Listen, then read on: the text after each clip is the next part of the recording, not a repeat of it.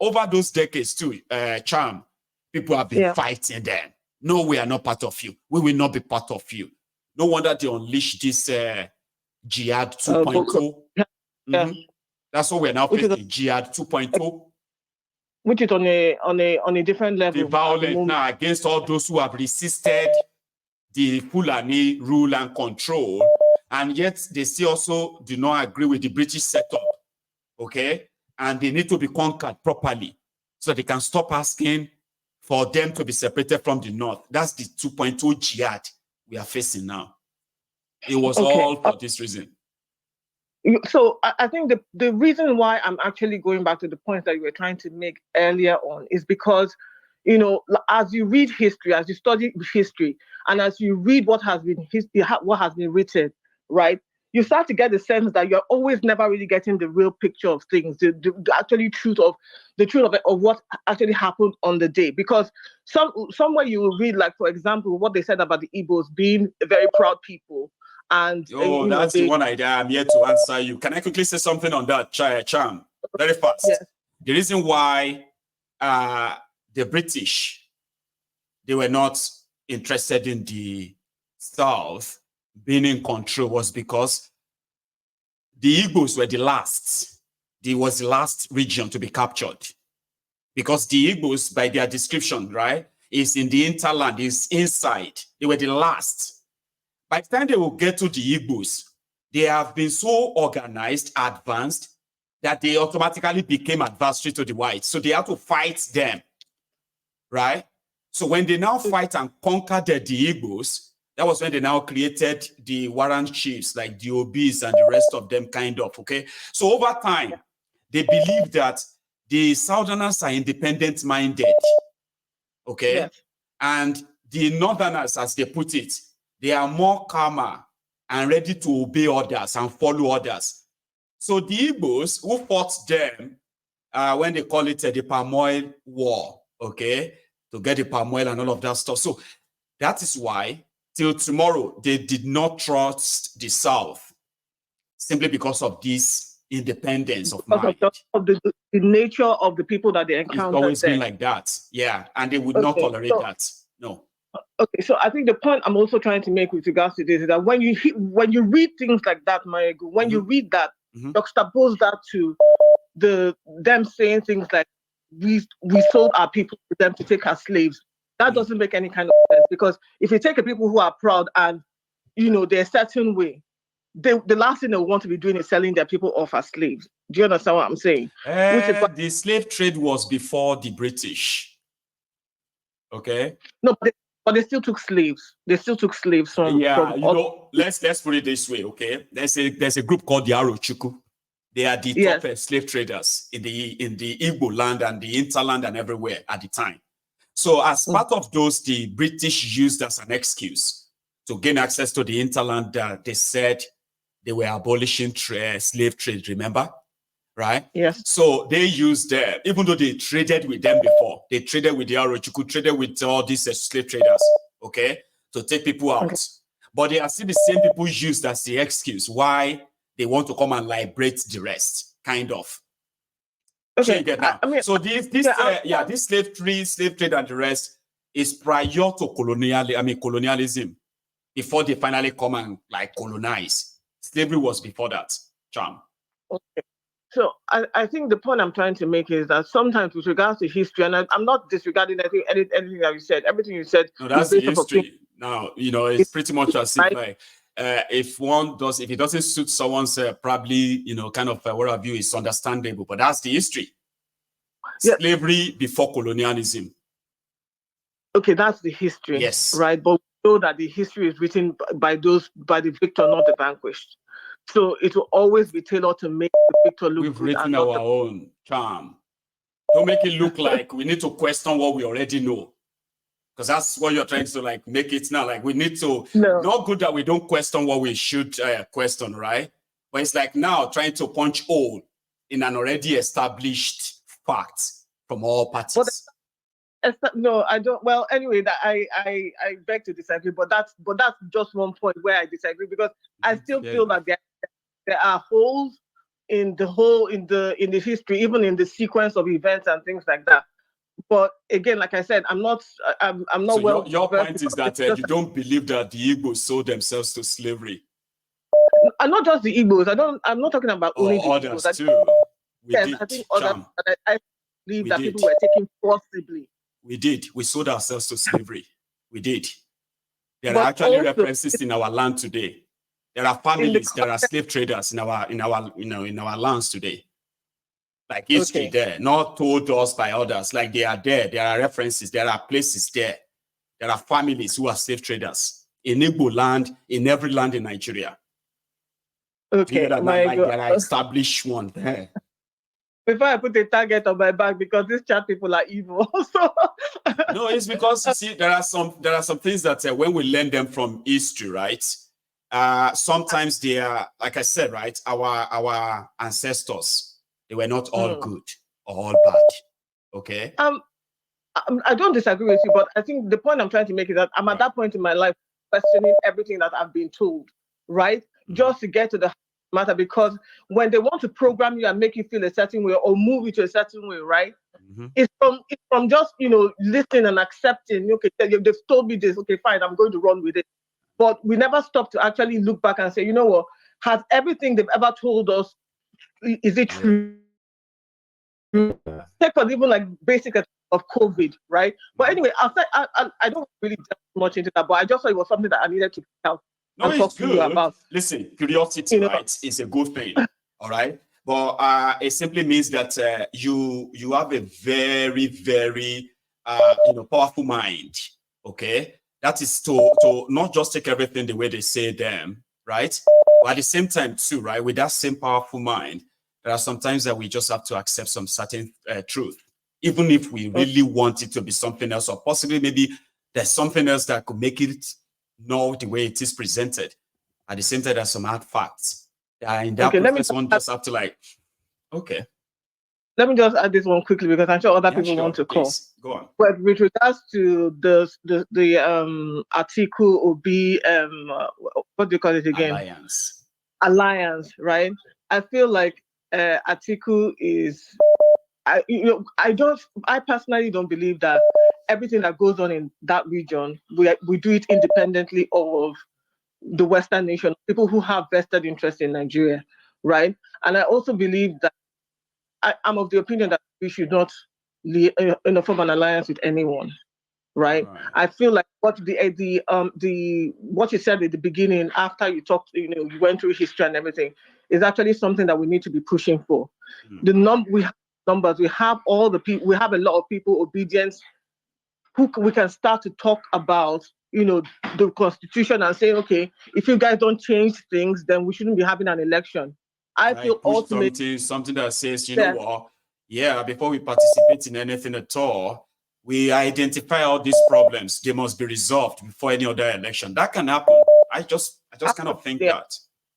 I 100% agree with you that this is the path that we should actually be taking. Not just be reacting all the time. Let us also set our own terms and conditions of whatever alliance is going to be, right? And I also agree with you that we shouldn't really be looking at how I put it, the country as it is. Maybe we've never been designed for this kind of democracy, right? Not because democratic, but because maybe it's just not our way, and it's not a bad thing for it to be our way. Maybe democracy is Western and it's for them, it's good for them. Maybe it's not good for us. Maybe we need to come together and decide exactly what type of governance works best for a particular region.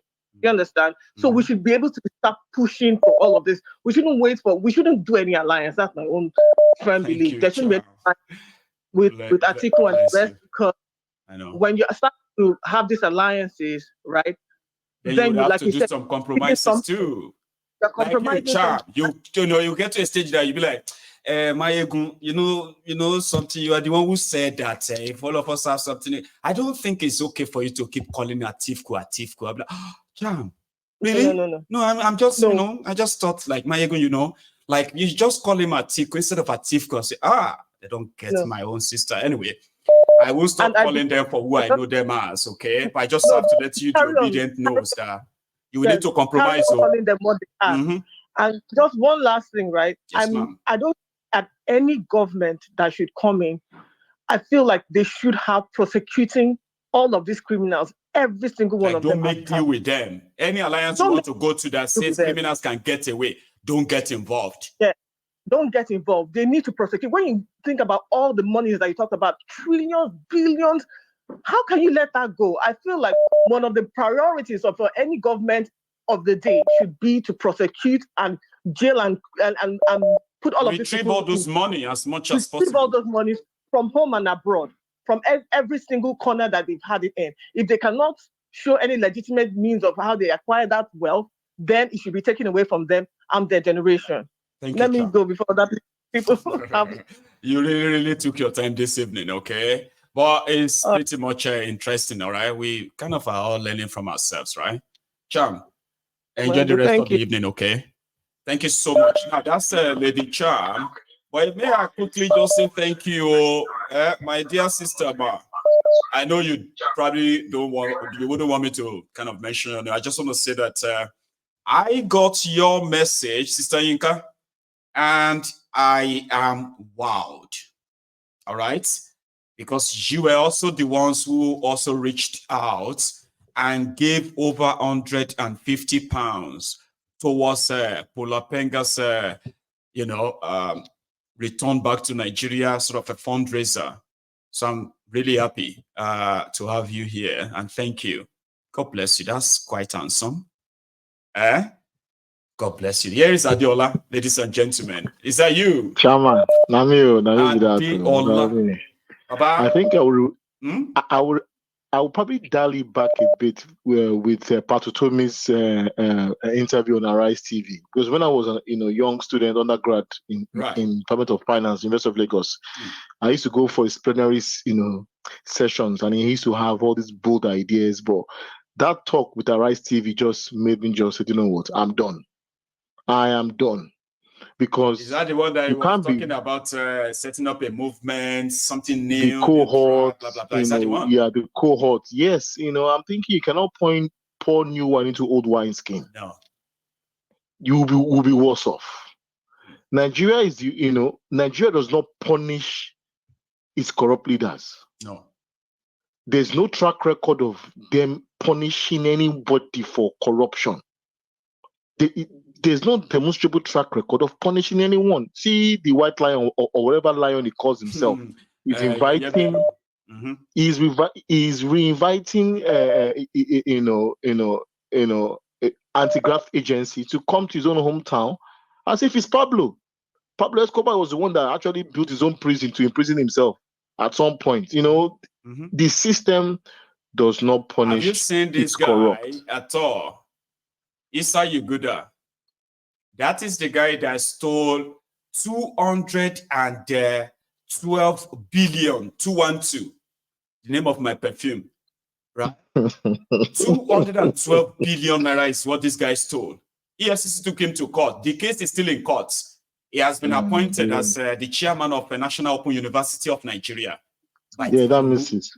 Yeah, that means he has immunity already. There isn't any. They open shop for him too. All of them open shop. There is no evidence of the nation punishing its corrupt leaders. No. So they will tie it under one thing before everybody will lose track of what's going on. Because that state, the way that state is constructed, it will make you tired and you will lose track of what's even going on. So it's a poorly constructed state. So for you to follow through anything, before you know, you forget about everything. See, the only time that country will change is when it comes to a grinding halt. It has to come to it, because see, a perfect example. Look at the multiples. Look at how much they spent. I think you were giving the numbers some few days ago about how much has been spent for senators and for their cars. Over 200 million. Million. Oh, sorry. They're talking about billion. They bought each car for 167 million. Sorry, I've forgotten. Sorry, each senator got a car worth over 200 billion naira. Over 200 billion. Yes, now 245 billion was the total they got. That's it. For cars, for house renovation, for new house How to much- be built and other nonsense. How much have they given for students' loan that they haven't yet disposed? No Or shit. although They have announced So now that let's- it's coming up soon. Have you heard? That No. we should go and register. so it's 10 billion. You know, you are 10 billion. giving people loan without the ability to pay back because there isn't any clear route for them to get jobs to repay it. So so you're looking at a multiple 20 times. 20 times. You know, see, Michael, see from this perspective, you're giving out 255 billion and you're giving 10 billion for student loan, right? So that's 20 times to an unproductive sector, to an unproductive 20 unit. times. 20 times. The unit that is meant to create opportunities, solve problems, be extremely productive, your most productive demography is receiving the least. And if you see that trend, Maegu, what do you think could happen? Do you see any prosperity? Do you see any change? You are giving an unproductive group of people that are not able to pass laws or to review the existing laws that are flawed. You are giving them the bulk of all the benefits, and you are giving the ones that actually have future, that are productive, they're supposed to be productive, joining the productive force. What about subsidizing The Hajj with 90 billion? But the 90 10 billion billion. student loan. That's 9 times. That's 9 times. That is 9 times. That means you've paid in one year what Tinubu will pay for his 8 years in tenure of student loan of 10 billion every year. So you are taking an unproductive group and you are pushing all the weight towards them, and you are lightly weighted on the part that you should be putting all your resources in human capital development, which is the core of everything. So if you start seeing signs like this, Michael, you don't need any preaching. You don't need any revelation. You don't need to do fasting and prayer. You have the answer already right in your face. This system has to go. It is not fit for purpose, and I really, really hope that at some point we'll start having that conversation. This is how we really need to separate. work more on the what do you call it, the mental consciousness, political awareness, or political consciousness of our people. So desperately. But I'm on take if I tell us campuses across this place, all those ones that escaped from Nigeria, because we radicalize them here. Over 200, if they think they have escaped, billion. You have not escaped though. Whether you spend 10, 15, billion. 20, 40 years here, reminded that you have to go back there to an unproductive. Adiola.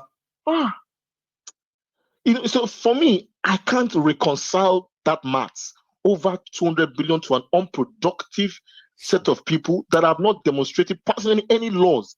The return on investment for the laws they are passing, I don't think, if you actually take a measurement of it, is nothing to write home about. So if you are now keep on sponsoring them and pushing the least of your weight, whereby you should be heavily weighted with education and empowerment and productivity, and you don't give it any. See, when I heard Patutomi talk, I said, man, you know, I've lost hope, because I used to go to all his talks. Because he used to organize talks on his birthday, University of Lagos. The Board of Economics and the Department of Finance used to come together and listen to his talks. And he had all these massive, bold ideas. You will go in there, you feel this rush of adrenaline, you feel this rush of ideas. Even you yourself, you'll be excited to be Nigerian back in those days. But now I think they've gotten to him. You cannot start putting cohorts of people that are corrupt, and you're trying to see what will happen, to see how you can, slice and dice and, form a new, I think you call it a new breed, or a new breed, or a new breed. Which new breed? You cannot pour old wine into new, so old wineskin and new wine is a wrong combination. The only people that should be formed in a cohort is the older generation of them Tinubu that never wavered in the eyes of corruption, that stood firm. Those are the cohorts we should be having that conversations. Those ones that stood bold that were incorruptible, those ones that did not waver, those ones that stood their ground, those are the ones you'll be using. That's what Pastor Toby is talking about. Them, exactly. Encouraging them, those in their 70s, that fought through all the 70s. Those are the ones we should only be talking to, not the ones that have compromised everything. So that is the new tribe you should be talking about. I think that's what you use, the new tribe. Yeah, the new tribe does not consist. That new tribe must not consist of anyone that has been compromised. It should be a new tribe it should be a tribe of people that in their 70s, their 80s, their 60s,